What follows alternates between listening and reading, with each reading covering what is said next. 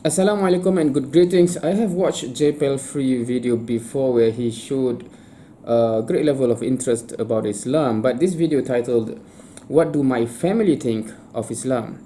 So we're going to find out, I guess, in this video, and I'm wondering whether he will be doing the same concept as the Korean Muslim YouTubers like Rashid O and Jay Kim, where they actually interview straight away the parent and ask straight away what they think of Islam, of their conversion, etc. So I think we will be seeing what will be happening in this video, and without further ado, let's go and watch.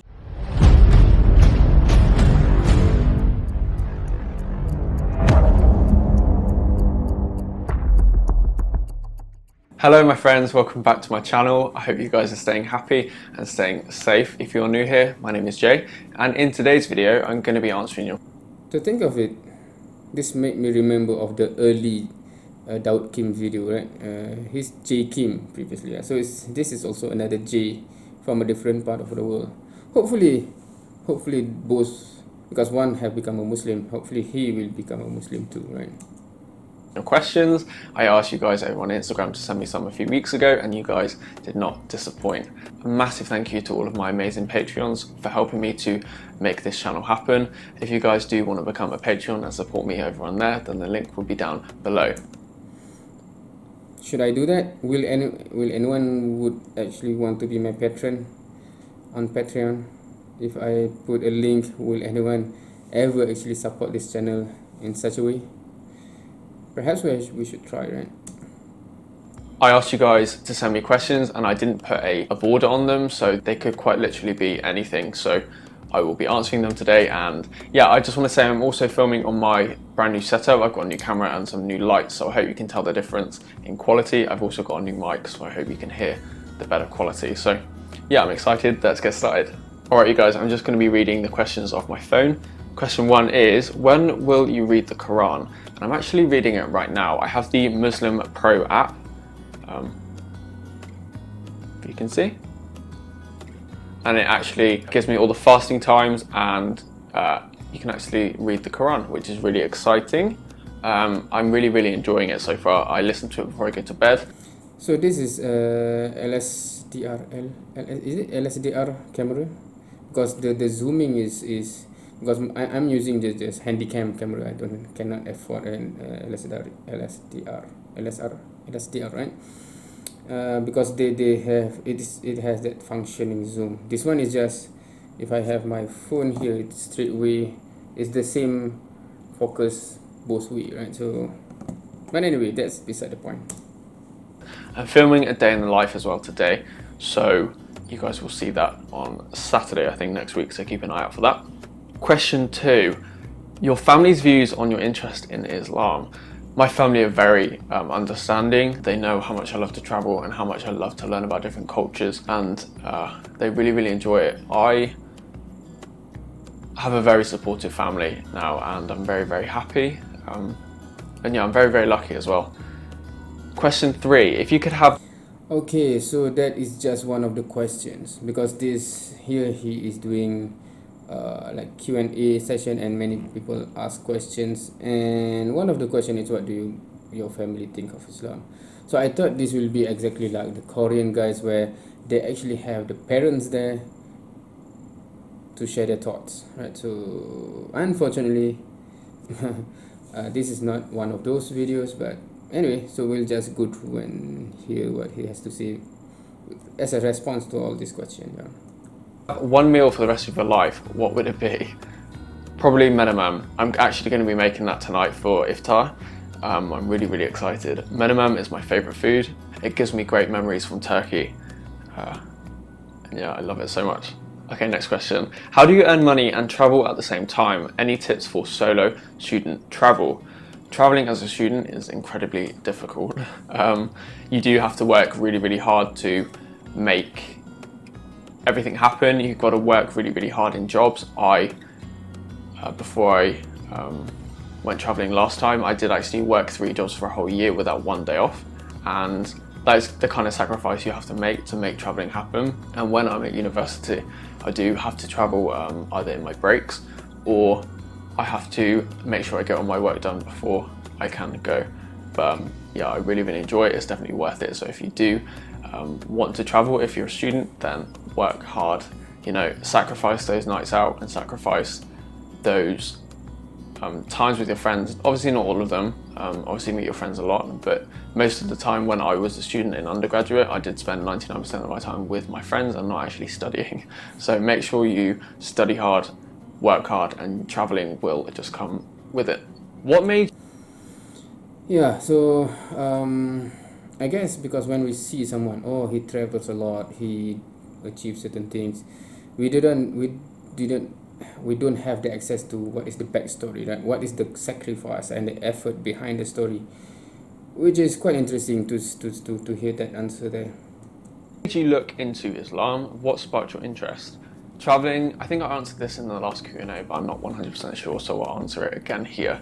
I love traveling around the Middle East, and the Middle East is predominantly Muslim majority countries.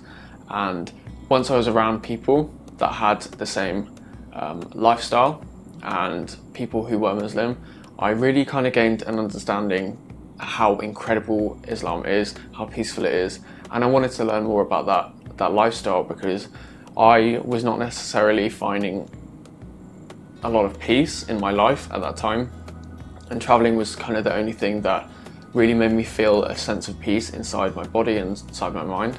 And I then found something else that made me feel that peace, and it was Islam.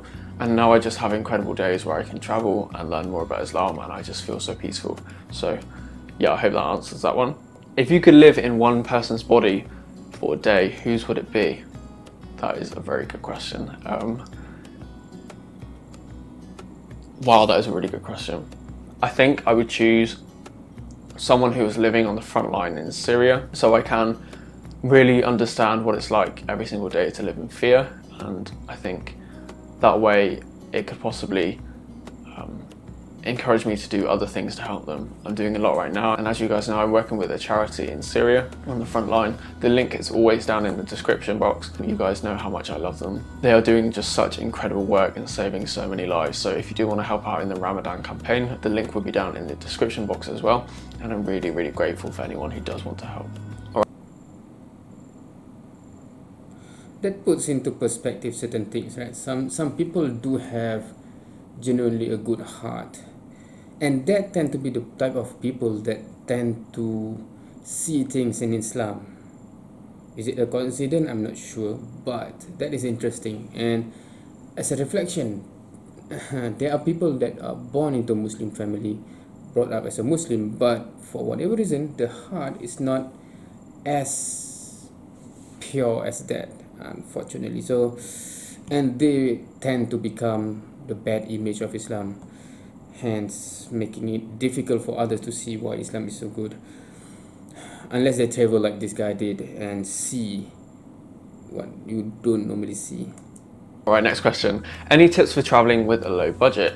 Yes, I will be making a solo travel and just traveling in general on a budget, a series on this channel, maybe once a week into the future, to hopefully encourage you guys to travel as well and feel the same incredible feelings I feel when I travel, and yeah, to keep your eyes peeled out for that. I wish now I have a family, 6 children. Traveling is almost no longer an option unless the whole team goes together, and that takes a lot of budgeting or financial strength to do that.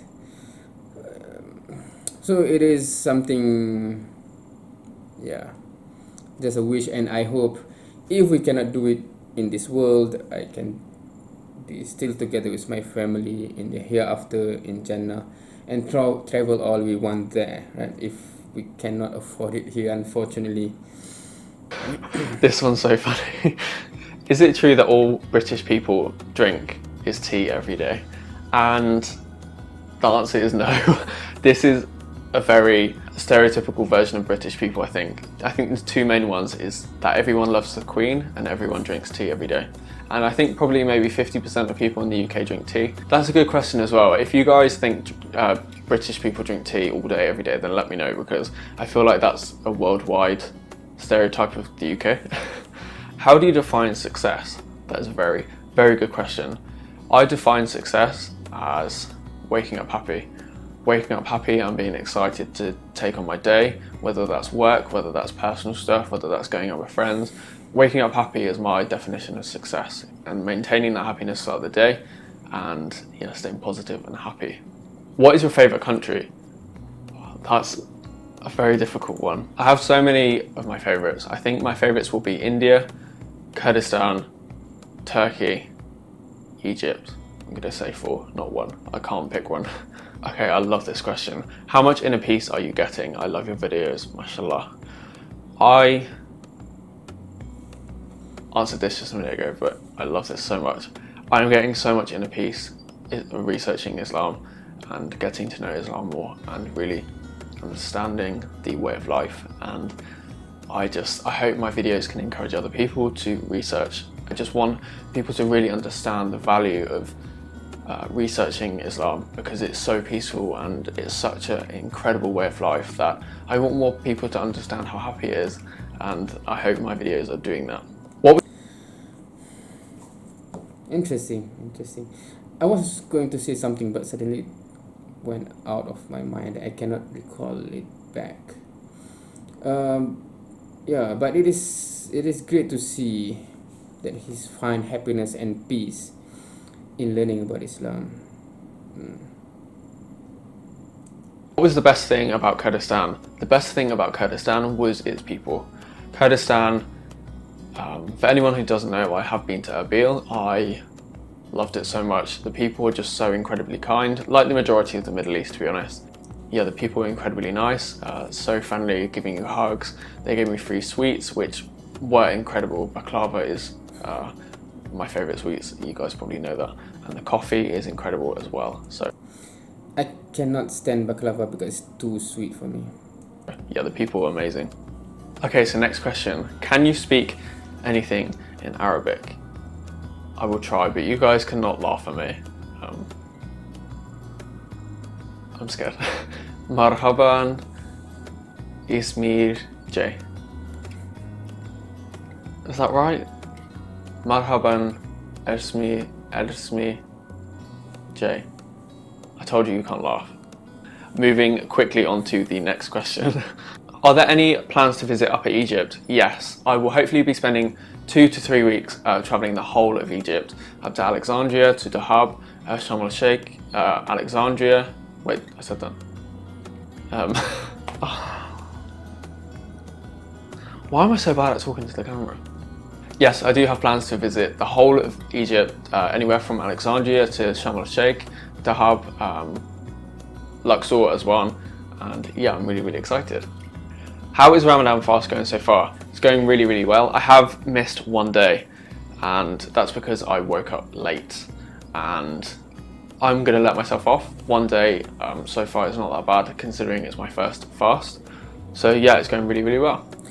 Okay, yeah, so I just remembered what I was going to say, because when he sees this and he says researching Islam give him peace, etc., right? Now, as a Muslim, and I believe most of his viewers are Muslim because of the topic, and Muslims tend to flock on to watch other people's view about Islam, especially the positive one. Yeah, okay, so we respond positively to that comment, right? But I do wonder, because if his friends, if his family watch that and seeing him saying that, I do wonder what the conversation is like outside, right? So why are you saying that? Is it truly like that? Or I kind of wonder what people like this went through or going through in the real life when he says something that is received positively by the viewers who tend to be the Muslim people, right? But what about the people around him in real life? What do they think about this? Sometimes I wonder about that. My camera decided to cut out then, sorry. Did you do a Ramadan bucket list? It may be useful. Yes, I have. That's a really good question. I've got a lot on my Ramadan bucket list, and I will show you guys in my day in the life that's coming out soon. If you were stranded on an island, who/what would you like to have with you? Name 3 things. That's very good. I would have an open mind, I think one thing you have to take with you is always an open mind wherever you go. I would take my sister. Can you not take that with you? Meaning, can you leave it behind? Oh, I forgot to bring my open mind. And my family, and I'm guessing food and water will be on the island, so my friends. What? Bringing family. But anyway, because family anyway, because in this scenario of the lockdown, etc., right, some people become stressful when they are locked with their family over an extended period of time, because the stress level can go so high. So I do wonder whether I would put my family high up there in the ranking in terms of if I'm going to be isolated in an island, etc. What do you think about Kashmir? One of the most misunderstood places in the world, sometime in the future. Yes. I think after Pakistan, I will be going to Kashmir and then into India. I'm very, very excited. Kashmir is one of those places that is so covered by the news all the time, and never in a positive light, always by protest, by killing, by people being hurt. And I really, really want to go and experience that, like all the other countries, and show the real place, the real people, the real food, and the real culture and landscape. What are your plans for the next 5 years? The next 5 years, I will hopefully have travelled the whole of the Middle East, and travelled the majority of Southeast Asia. I would love to go to Indonesia, Thailand, the Philippines, places like that, maybe Australia, New Zealand, and No, Malaysia is not part of the list, unfortunately. Is there anything interesting about Malaysia? Because the within the Southeast Asia, he mentioned all the countries around us, but not us. I would love to have made a documentary about life on the ground in Syria, and hopefully have helped a lot of people in that area. That is the goal. That's the biggest goal I think I have, is to make a documentary, and hopefully will have affected a lot of people, and hopefully enough to make a change. Alright guys, I think I'm going to leave it there because my camera battery is flashing. I've been filming for 30 minutes, so I'm not really sure how long this video is going to be. Yeah, I'm going to wrap it up now. Thank you so much for watching. I will catch you in the next video. So he said that he has been recording for 30 minutes, but the video is 10 minutes long. So maybe some of the question it did not make the cut. But anyway, again, this is not really what I expected from the title, because I'm used to the Korean guys where when they have this kind of title, they actually have the family to tell you something. But anyway, regardless, I think it was very interesting to get to know him better, and a lot of interesting talking point, but we'll keep that for another time. I do not want to make this very, very long, because no one will watch this ever if that is the case. Thank you for watching. See you next time.